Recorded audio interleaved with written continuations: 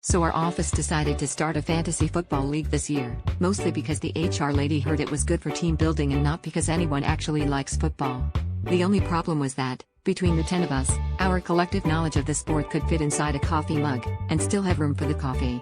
Our first draft night was held in the break room, and by the time we realized nobody knew the name of a single real player, it was too late.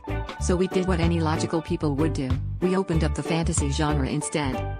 That's how I ended up with Gandalf as my quarterback and Legolas as my wide receiver. My co-worker Brian smugly picked Darth Vader for defense. "He'll force a lot of turnovers," he said, which was honestly pretty good, and Susan went all in on dragons as her running backs.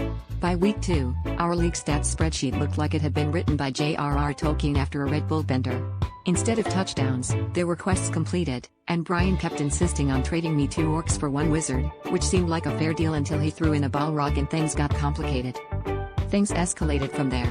Our boss, Mr. Thompson, started noticing that the whiteboard in the break room was covered in names like Frodo, Cthulhu, and Hermione Granger, and he got genuinely concerned we were forming some sort of cult.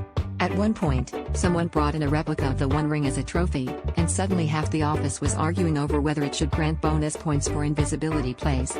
The IT guy tried to automate our scoring system but ended up summoning Clippy, who now haunts our spreadsheets asking, "It looks like you're trying to cast a spell. Need help?" Anyway, the league's been good for morale, except now whenever I tell my wife I have fantasy football, she thinks I'm meeting up with elves behind her back.